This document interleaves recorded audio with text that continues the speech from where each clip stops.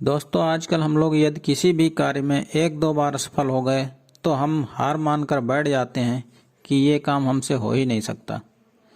क्या आप अंदाज़ा लगा सकते हैं कि एक इंसान आखिर कितनी बार फेल हो सकता है? 10 बार, 20 बार या 100 बार?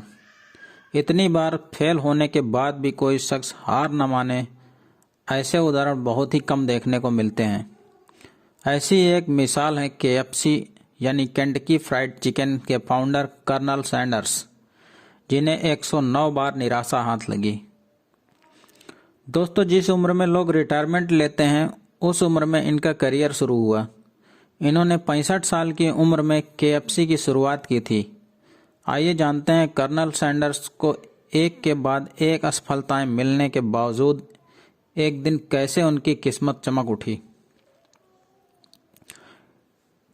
कर्नल हारलैंड सैंडर्स का जन्म 1890 में अमेरिका के इंडियाना में हेनरीविले में हुआ था।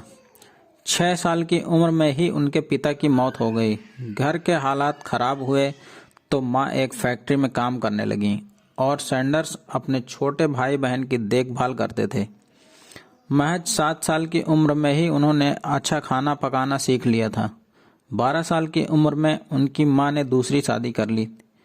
उनके सौतेले पिता को हारलैंड सैंडर्स पसंद नहीं थे, जिसके चलते वह अपनी आंटी के पास रहने लगे और एक फर्म में काम करने लगे। सैंडर उस वक्त 7वीं कक्षा में पढ़ते थे और उन्होंने 7वीं में ही पढ़ाई छोड़ दी। इसके बाद वह तमाम तरह के काम करते रहे। सेना में भर्ती हुए लेकिन वहां से निकाल दिए गए। कुछ वक्त रेलवे में काम किया। करीब 19 साल की उम्र में उन्होंने शादी कर ली। रेलवे में काम करते हुए कुछ विवाद के चलते उन्होंने रेलवे की नौकरी छोड़ दी, जिसके बाद उनकी पत्नी भी बच्चों को लेकर उनसे अलग हो गई। अपने जीवन में उन्होंने और भी तमाम छोटे मोटे काम किए। कभी इंश्योरेंस बेचा तो कभी क्रेडिट कार्ड बेचे। यहाँ तक कि टायर बेचने, लैंप बनाने और नाव चलाने जैसे कामों में भी उन्होंने हाथ आजमाया। कहीं भी उनकी दाल नहीं गली। सैंडर्स की जिंदगी 1930 में पहली बार पटरी पर आती दिखी जब उन्होंने केंटकी के कार्बिन में एक गैस स्टेशन खरीदा। बहुत से यात्रियों ने उनसे कहा कि वह एक रेस्टोरेंट भी खोल लें। चिकन के लिए उनका प्यार बचपन से ही था। ऐसे में वह रेस्टोरेंट में तमाम तरह के खास रेसिपी वाले चिकन बेचने लगे। देखते ही देखते उनका ये काम चल निकला और वह मोटी कमाई करने लगे। यहीं पर एक दिन केंटकी के गवर्नर 1950 में आए थे। जब उन्होंने सैंडर्स का चिकन खाया तो उन्हें वो बहुत पसंद आया। फिर क्या था, उन्होंने हारलैंड सैंडर्स को कर्नल की उपाधि दे दी और तब से उन्हें कर्नल सैंडर्स के नाम से जाना जाता है। कर्नल की उपाधि देश का बहुत ही सम्मानित टाइटल माना जाता है।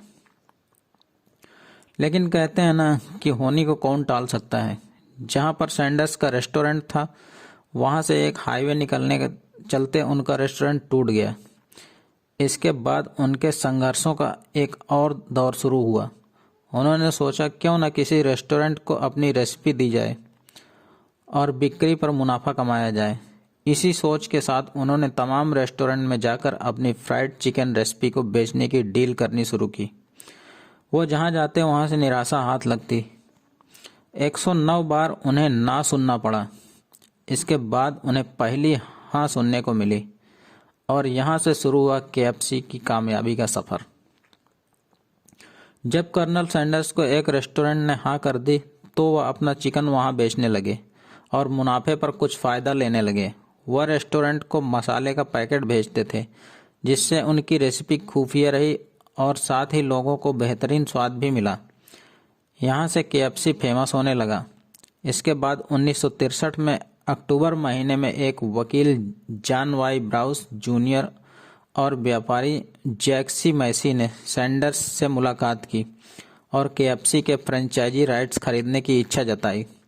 शुरुआत में तो वो मना करते रहे, लेकिन बाद में उन्होंने $2 मिलियन में जनवरी 1965 में उसे बेच दिया। डील के तहत यह बात पक्की हुई कि केंटकी फ्राइड चिकन कंपनी अपने खुद के रेस्टोरेंट दुनिया भर में बनाएगी और कभी भी क्वालिटी के साथ समझौता नहीं करेगी। सैंडर्स को पूरी जिंदगी $40,000 की सैलरी देने की भी डील हुई। बाद में उनकी सैलरी बढ़कर $75,000 कर दिया गया। इसके बाद उनकी कंपनी रेनॉल्ड्स और पेप्सिको समेत कई हाथों में गई और अभी इस कंपनी का मालिकाना हक यम ब्रांड्स इनकॉर्पोरेशन के पास है। कर्नल सैंडर्स की मौत 1980 में 90 साल की उम्र में हुई। आज कर्नल सैंडर्स दुनिया में नहीं है, लेकिन केएफसी पर खास दाढ़ी और वेस्टर्न टाई के साथ उनका चेहरा आज भी केएफसी का चिकन खाने वालों को उन्हें भूलने नहीं देता है। आज के वक्त में केएफसी के 150 से अधिक देशों में 22,000 से अधिक स्टोर हैं। दोस्तों, ये वीडियो आपको कैसी लगी कृपया कमेंट करके बताएं तथा इसे लाइक करें और हमारे चैनल को सब्सक्राइब करना ना भूलें। धन्यवाद। जय हिंद।